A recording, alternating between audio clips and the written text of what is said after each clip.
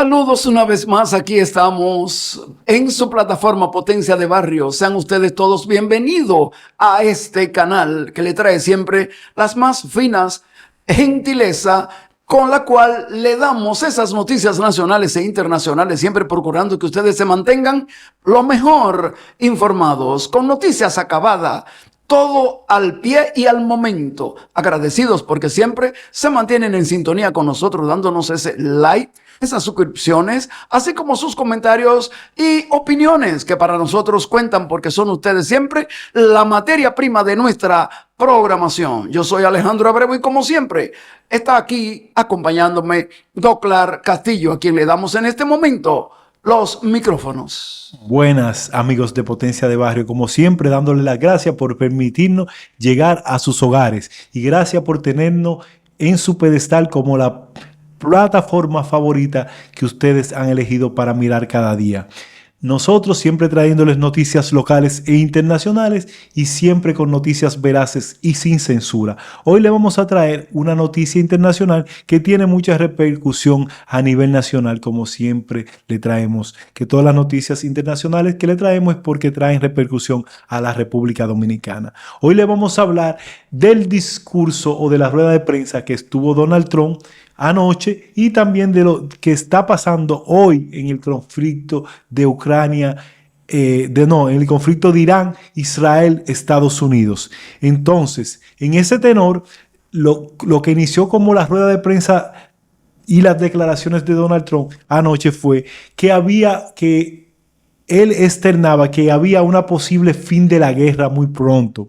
Trump afirmó que Estados Unidos podría salir del conflicto en 2 a 3 semanas. Incluso dijo que Estados Unidos saldrá bastante rápido, aunque dejaría abierta la opción de volver con ataques puntuales.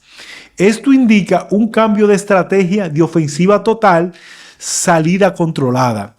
Irán habría pedido el alto al fuego, pero hay contradicciones. Trump aseguró que Irán solicitó un cese al fuego, pero Irán lo negó públicamente calificándolo como falso. Esto crea incertidumbre. Estados Unidos dice que hay negociaciones, Irán dice que no. Las condiciones claves que está pidiendo el estrecho de Hormuz, Trump dejó claro que no habrá alto al fuego real si Irán no reabre el estrecho de Hormuz. Este punto es crítico porque ahí pasa el 20% del petróleo mundial y causa un impacto a la economía global.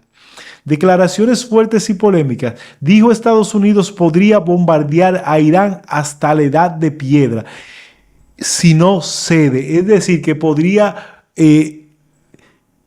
desbaratar todos los edificios y todas las ciudades de Irán más de lo que ya están, porque le ha causado un impacto negativo a todas las infraestructuras iraníes claves, que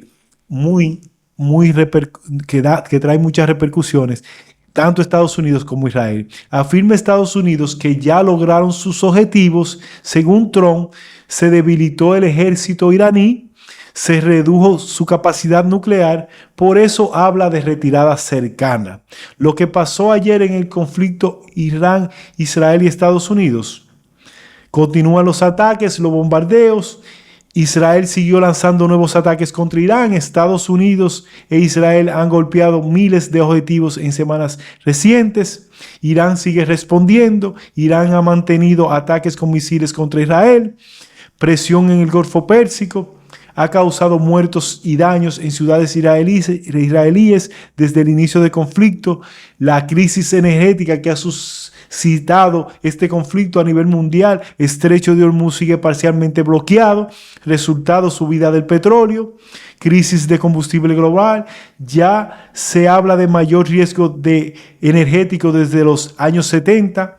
Tensiones globales y geopolíticas. Estados Unidos está en conflicto con aliados europeos por falta de apoyo. Países asiáticos están buscando alternativas energéticas. Hay presión interna en Estados Unidos para terminar la guerra. Señales de posible negociación, pero muy frágiles. Estados Unidos dice que hay contactos indirectos. Irán exige condiciones para negociar. Nadie confirma oficialmente un acuerdo. Es una fase de ni guerra total ni paz real.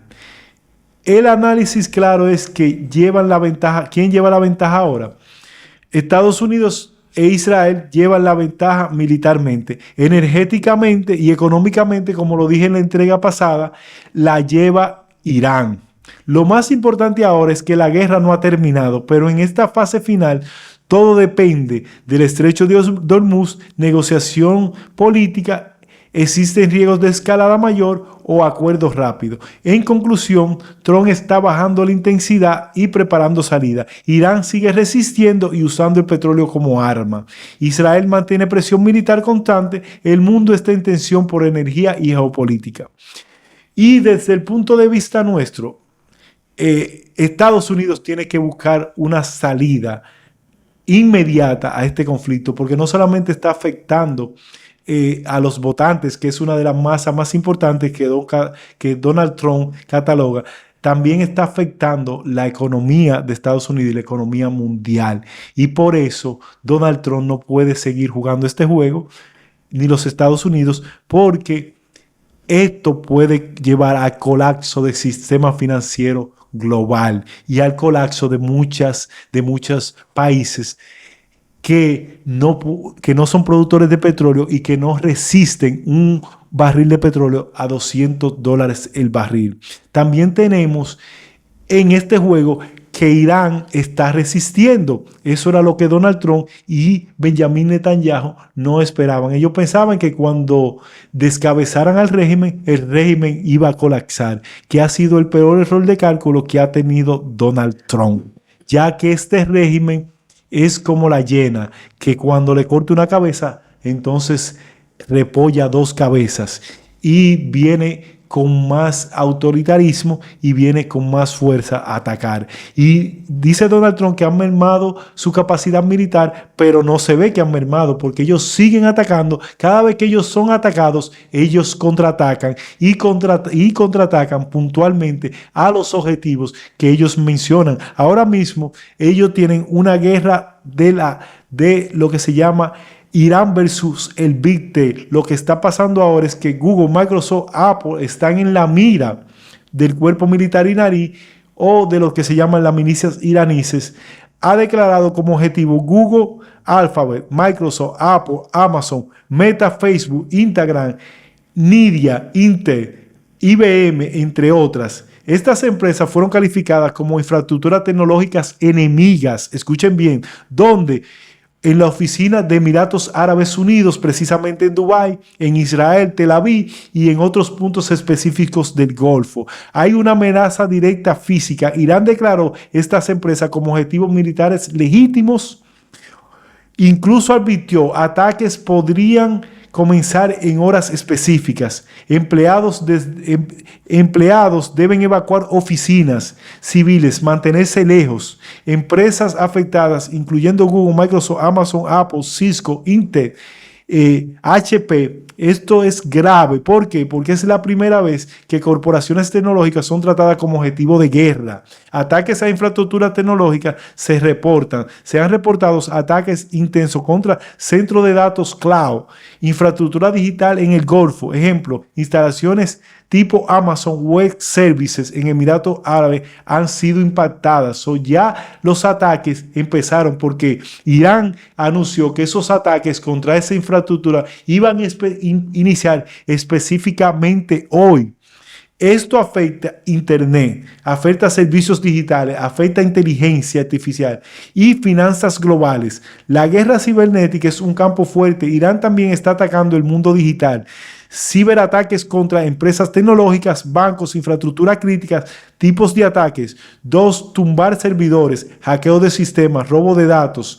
En el 2026 se reportó una de las mayores ciberataques contra Estados Unidos. ¿Por qué Irán apunta a Google y a Big Tech? Irán acusa a estas empresas de apoyar operaciones militares de Estados Unidos a Israel, desarrollar inteligencia artificial militar, sistemas de vigilancia cloud usados en guerra. Por eso las considera parte del sistema de guerra moderno. Lo más peligroso y el análisis más real que tenemos es que cambia la regla del juego. Antes se atacaban bases militares, ahora se atacan empresas tecnológicas, datos. Es una guerra híbrida, militar, económica y tecnológica. El impacto global y en República Dominicana que esto puede traer. Esto puede provocar caídas de servicios digitales, crisis en mercados tecnológicos, subida del petróleo, inflación mundial. Todo esto termina afectando directamente a países como República Dominicana. En conclusión, Irán no solo está acabando con misiles, ahora está apuntando a Google, Amazon, Microsoft, toda infraestructura tecnológica de Estados Unidos. Esto es una señal clara. La guerra ya no es solo militar, es tecnológica y global. Sabes que un canal de renombre internacional tomó las palabras de Donald Trump, el presidente de los Estados Unidos de Norteamérica, y donde Donald Trump manifestó que Irán estaba buscando negociaciones y que había pedido negociar o parar la guerra con Estados Unidos. Pero Donald Trump al mismo tiempo dijo que no la permite porque ellos piden primero el cese al fuego y Donald Trump reclama que sea primero abierto el estrecho de Hormuz. No obstante, Irán manifestó tras esa declaración que es falso, que ellos en ningún momento han pedido el alto al fuego y el asesor, un asesor militar, aseguró que estando herido, aún él puede manifestarse y que está normal a pesar de una pequeña herida. Él dice que no hay forma de abrir ese estrecho de Hormuz por ellos y sin embargo, todavía hoy en Israel, en Tel Aviv, estaban recibiendo la lluvia de misiles iraníes que están cayendo allí en aquella tierra, como le llaman Tierra Santa, pero que en estos momentos no se ve la santidad. Lo que se ve es un verdadero infierno en esa región. Vamos a ver, el presidente Donald Trump se está esperando que su alocución esta noche y bueno, vamos a ver con qué venga, pero sí estén ustedes preparados porque siempre estamos dispuestos a llevarle la noticia acabada. La repercusión en el mundo continuará. Va a haber seguir el alza y todavía reiteramos, no se sabe exactamente en qué esto va a parar, Doclar. Bueno, hay muchas versiones. Ahora hay otra versión que es muy delicada. Un diplomático acaba de renunciar alegando que él no podía mantenerse y ser parte de esto que se está tramando contra Irán, que se dice que se está tramando impactar Irán con una bomba nuclear. No sé si tú escuchaste estas declaraciones. Se trata de un diplomático libanés, exactamente el embajador activo en ese momento. Según reportes, renunció después de filtrar información sobre un posible ataque nuclear contra Irán. ¿Qué pasó exactamente? Este funcionario habría tenido acceso a planes o disuasiones sensibles sobre un posible escenario de ataque. Al filtrarse esta información generó una crisis política. Luego decidió desistir, renunciar en medio de presiones y el riesgo que implica la situación. En el contexto actual, esto ocurre en medio de una tensión muy alta. Estados Unidos e Israel están en un conflicto contra Irán. Hay amenazas sobre el programa nuclear iraní. Incluso líderes han hablado de evitar que Irán desarrolle armas nucleares. Y también había amenazado fuerte destrucción y represalias. Y recuérdate que no solamente este embajador libanés, sino que la OMS se está preparando para un ataque nuclear. Entonces hay señales claves que se está planeando también un ataque nuclear contra Irán. Yo te he dicho a ti, Douglas, fuera de cámara, que la única forma, oye, de vencer no para siempre, sino momentáneamente a Irán, es con una fuerza nuclear aplicada. De lo contrario, habrá conflicto por muchos años. Y otra cosa, aún declararan o tiraran o lanzaran, que eso no lo quisiéramos ver de verdad, por Dios, un estallido nuclear, eso traería como consecuencia la devastación de toda esa región.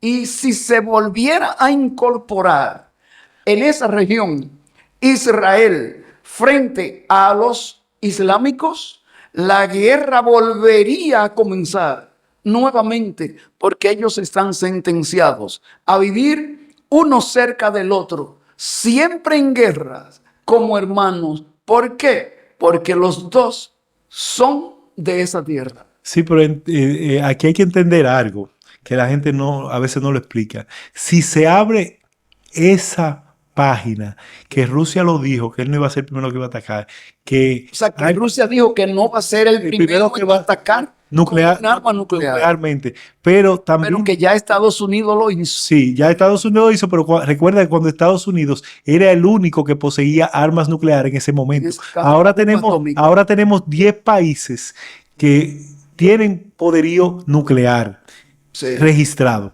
Entonces, si tú abres esa ventana, si tú abres esa puerta, vamos a mencionar para edificación de los televidentes. Sí, pero tú le estás dando ahí mismo esa ventana para que Rusia le tire una bomba nuclear táctica a Ucrania, pero también tú le estás dando a todos esos países como China, que también puede lanzar una ofensiva táctica a Taiwán. Entonces, si Estados Unidos abre esa caja de Pandora, esto puede ser devastador para el mundo completo, porque esto puede traer repercusiones nucleares a nivel internacional. Sí. Y los países que tienen armas nucleares, como lo sabemos, el número 1 es Rusia, el segundo es Estados Unidos, el tercero es China, el cuarto es la India, el quinto es Pakistán. También tenemos... Yo diría que el quinto es porque Pakistán está menos. Sí, menos que Israel. Tenemos a Reino Unido, pero recuérdate que Israel formalmente no tiene armas nucleares. Bueno, formalmente. No, formalmente no está supervisado por la Organización Internacional. Y nunca lo ha declarado. Nunca lo ha declarado. Ni lo ha permitido. Entonces tenemos a Pyongyang, que es Norcorea, que tiene también armas nucleares. Tenemos también a Francia. Ya mencionamos a Reino Unido. Francia, sí. Ya mencionamos a Reino Unido y Europa. Y tenemos los únicos europeos que tienen armas nucleares. Y Francia. Tenemos a la India. Y por último, el último país que no se menciona y que nunca la ha declarado, que es Israel. Entonces, eso es Israel. Sí, Israel. Estos son los países. No, se estila que Israel tiene entre 90 a 300 ojivas nucleares. Y Pakistán solamente supuestamente tiene 200. China tenía 350 y ya tiene más de 600 ojivas nucleares. Francia siempre ha mantenido su capacidad nuclear. Reino Unido también. Estados Unidos con 6.000 y Rusia con 8.000. Sí, ¿Para qué están nucleares? Es que ellos lo llaman la disuasión, que el que más tenga tiene más disuasión a través de ese poderío, porque es el que lo invada a ellos o lo ataque va a tener más repercusiones. Yo creo que la paz podría llegar al mundo desarmándose todo, que destruyan todos los artefactos nucleares con uranio enriquecido a 90 o que todo el mundo tenga la bomba nuclear, incluyendo la República Dominicana. Así todo el mundo se respeta y ya hay paz. Yo te voy a decir algo, Alejandro. Nunca el mundo ha tenido paz. Nunca, porque desde que el mundo inició, el primer conflicto fue entre los dos hermanos, que primero Caín mató a Abel y después siempre los conflictos han sido por territorio y terreno, porque siempre uno ha invadido al otro y siempre el mundo se ha mantenido en conflicto. Lo que pasa es que ahora estamos en una época crítica porque ahora tenemos las armas no para nosotros ir a invadir un estado. Ahora tenemos la tecnología para acabar el mundo completamente. El aire. Sí, no, desde cualquier país que le haga una ofensiva a otro país. Primera pacificación de la audiencia, de nuestra audiencia que siempre está en sintonía, que merece mucha atención. La primera persona que cayó abatida o muerta o fallecida en la tierra, fue matado. Eso es triste. ¿Qué fue Caín? No fue de muerte ¿Qué fue natural. Caín? Y entonces por un hermano, ¿Qué- como está Irán e Israel, Los, son hermanos. los conflictos siempre han venido, los conflictos peores han venido de la familia. Sí. Tú ves que las familias se matan por pedacitos de tierra, por herencia, por todo. Entonces, ahora estamos en un contexto mundial muy delicado. Sabe que a los islámicos, ¿verdad? Los árabes, según la historia bíblica, si nos vamos a una aplicación historicista, vino que Abraham, ¿verdad? El padre de la fe, según la Sí, Biblia, Abraham. llegó de Pedán Aram y que se le dio la tierra prometida, que era la tierra de Canaán. Sí, la tierra que fluía miel y leche. Miel, leche y miel. Entonces, fíjate que Abraham, esto es bueno, pero rápido, Abraham se casa no tiene hijos con Sarai, que era la esposa. Pero tú sabes que esos cananeses eran también parte de ese mismo pueblo que ahora está peleando. Sí, porque ahí estaba Tú sabes que en Canadá, Jericó, Gabaón, estaban todos, en Canaán estaban estos mismos iraníes y también estaban los hebreos. o no los iraníes, porque los iraníes entonces vienen... No, los persas. Estaban los persas y estaban también Correcto. los hebreos.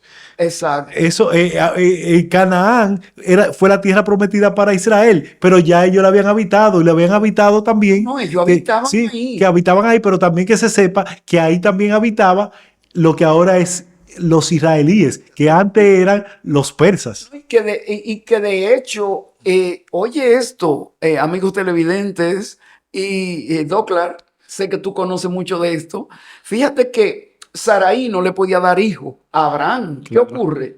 Pero Abraham tuvo relación con la criada, la que la atendía, Con Agar. que era Agar. Con Agar. Entonces Agar... Con la sirvienta. Agar, por decisión de Sarai. Porque Sarai, como era estéril, le ofreció su sirvienta, que era una norma en ese entonces, y era algo que era visto y estaba estipulado hasta en las normas legales. pero oye esto, entonces Agar era egipcia, era árabe. Sí. Y entonces vivía ahí como una persona que le servía al amo, Sí. y a la dueña y a la ama de casa, a la dueña de la casa. ¿Qué ocurre? Que tienen un hijo llamado Ismael, y entonces Ismael con Agar se van a Egipto, ¿verdad? A su tierra de ella. Pero ¿qué pasa? Después Sarai, que pasó a llamarse Sara, entonces... No, ella se fue a través del desierto y el niño se estaba muriendo y se le apareció un ángel y le dijo y le hizo la promesa también que iba a tener una gran descendencia. Entonces dijo que tenía que volver a la casa de sus amos y obedecer, porque ella no estaba obedeciendo a Sarai y la veía ya de mal manera y la miraba por encima del hombro, porque ella ya se consideraba la mujer de la casa y se consideraba con derechos. Pero al final ella cayó en Egipto con su hijo. Sí. Al final. Sí, porque fue expulsada de nuevo por el mismo Abraham, sí, que la mandó a cruzar el desierto. Claro, porque ya el comportamiento que había no era adecuado para tener dos familias específicas ahí en el hogar. Ahora, ¿qué pasó? Después Sarai da un hijo que se llama Isaac. Isaac, era el hijo de la promesa. El hijo de la promesa. Ahora, el hijo de la promesa, en tiempos modernos, entre comillas, porque los israelitas de hoy no son los israelitas de ayer. No. Ya están mezclados con los nazis alemanes. No, los israelitas de hoy están mezclados con el mundo entero. Acuérdate que es un pueblo que se dispersó en el mundo y que tiene sangre de todos los pueblos. Sí. Y entonces, Israel no es Israel de la sangre, ahora es Israel de la fe y de la cultura, que han sido personas que se han dedicado a ser fieles a esa religión, y por eso ahora se llaman los ortodoxos, los judíos ortodoxos, que se dispersaron en el mundo entero y ahora encontraron en el 1960 y pico encontraron, y las Naciones Unidas le donaron este pedazo de tierra, que inclusive se hizo un acuerdo para que hubieran dos estados,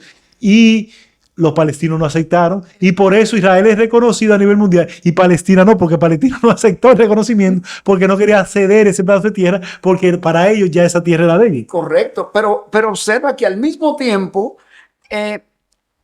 los dos, tanto Ismael, que representa a los árabes, como Isaac, que representa a la promesa, que es lo que se llama el pueblo de Israel, perdón, porque observa que el pueblo de Israel, el nombre de Israel viene cuando entonces Isaac, el hijo de Abraham, tiene un hijo con Rebeca, ¿verdad? Ujú.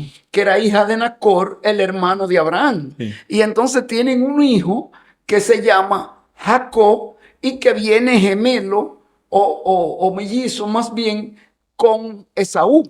Ujú. Esaú era el primero y Jacob era el segundo, que viene representando a la promesa dada de Dios a Isaac, y al mismo tiempo Esaú sale de la parentela de ahí de Canaán y se va a Egipto, a donde su tío Ismael, a Egipto. Sí. Por ende, los árabes vienen ahí, tanto de Ismael, el hijo de Abraham, como del hijo, como del nieto, que viene siendo Esaú, y Jacob. Dios le cambia el nombre por Jacob, significa engañador, y le cambia el nombre por Israel, y de ahí es que viene entonces el nombre. O sea que tanto Esaú, atención, como Jacob, la promesa, como Ismael y Isaac, nacieron exactamente en la misma tierra, de la misma parentela de Abraham.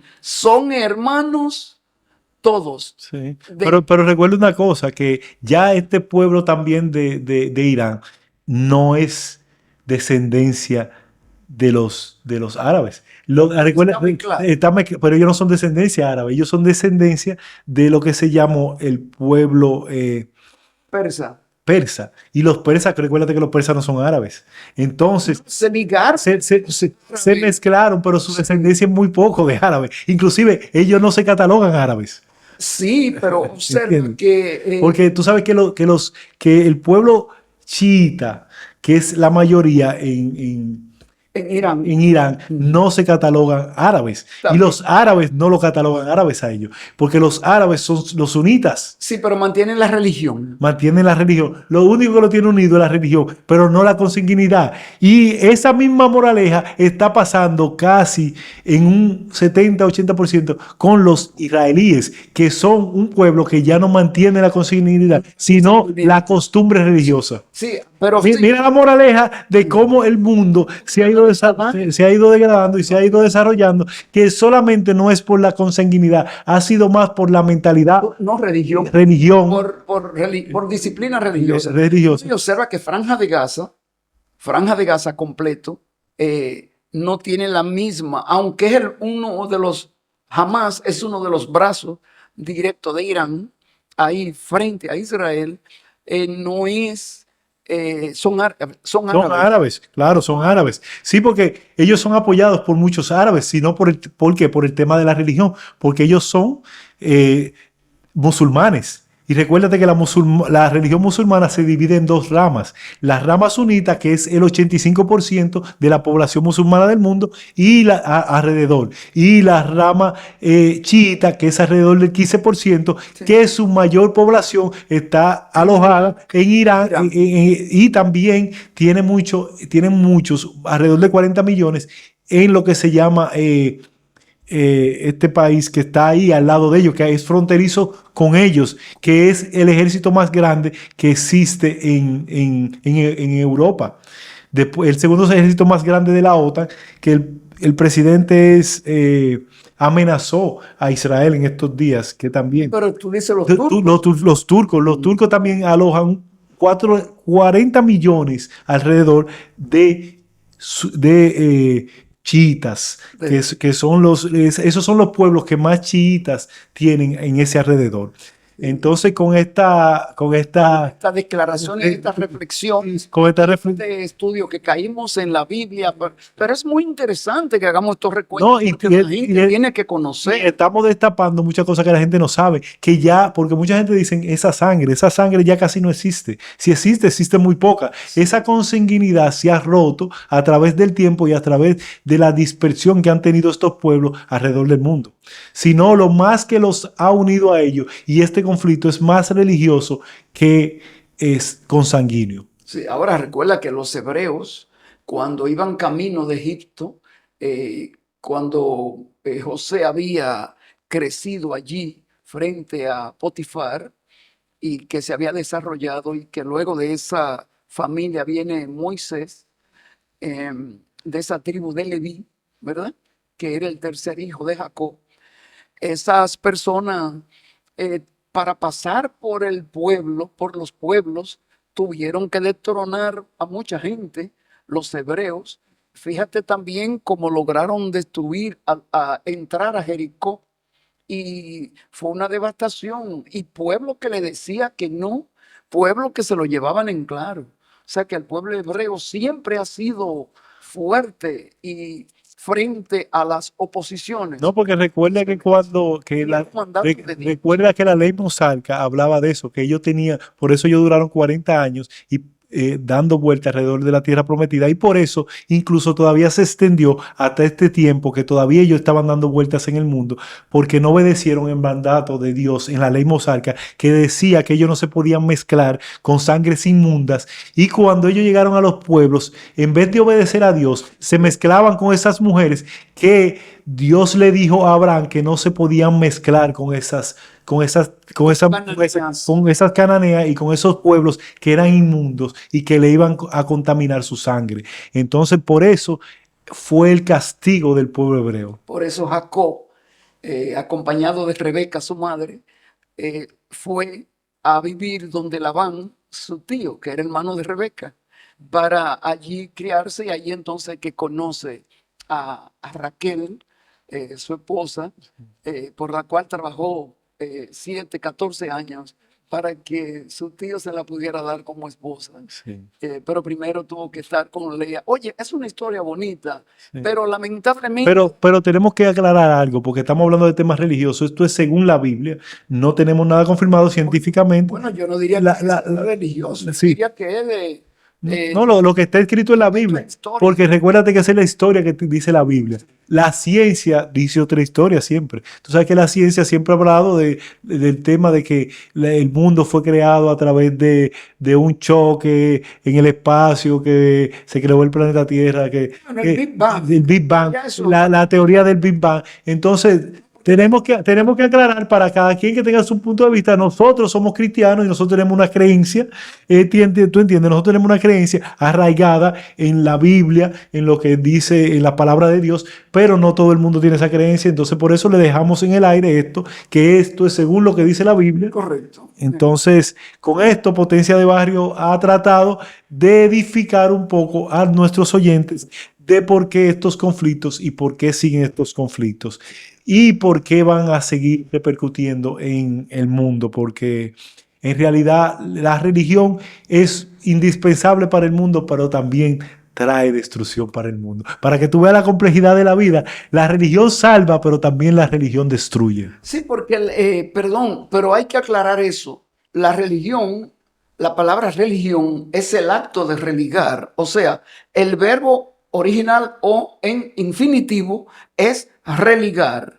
Religar es unirse a un Dios para juntos llevar actos de comprensión entre ambos. Entonces, religar es reunirse con Dios. O sea que la religión, si se practicara bien, es correcta. Lo que pasa es que los seres humanos están inundados, la mayoría, de egoísmo y han perdido el amor verdadero, y por eso se dan estas guerras. Esperemos que con ayuda de Dios... Sí, pero recuerda, escúchame que te interrumpa, recuerda una cosa, que la ley mosaica hablaba de destrucción, de matanza, pero cuando vino la redención, que vino Jesucristo, que los hebreos nunca han acatado, ese Nuevo Testamento, el Nuevo Testamento es que habla de el amor al prójimo, de no matar a los 10 mandamientos que promulgó Jesucristo. No, porque perdóname, los 10 mandamientos están circunscritos en el libro de Éxodo capítulo 8. Sí, en la tabla de los 10 mandamientos. Claro. Y eso es de aquel tiempo. Sí, no es del Nuevo eso fue del Viejo Testamento. O sea que el amor, pero la ley mosaica se abolió con Jesucristo, con el Nuevo Testamento.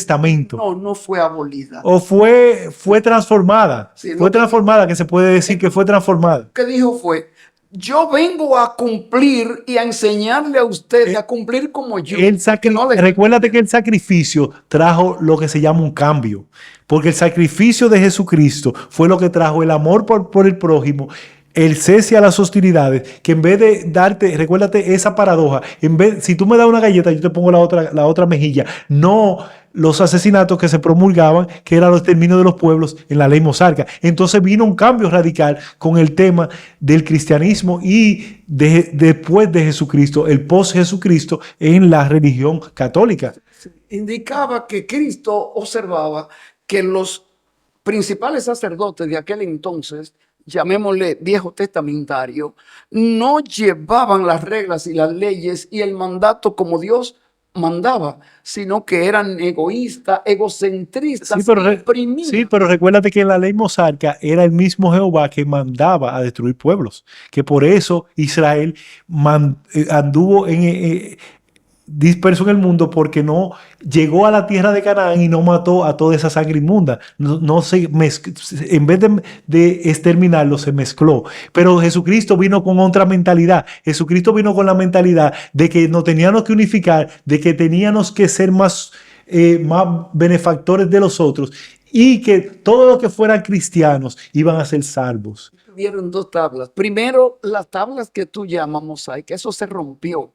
Fue roto, acuérdate. Y luego se establecieron dos tablas más, que esa era la que contenían los 10 mandamientos, incluyendo amar a tu prójimo como a ti mismo.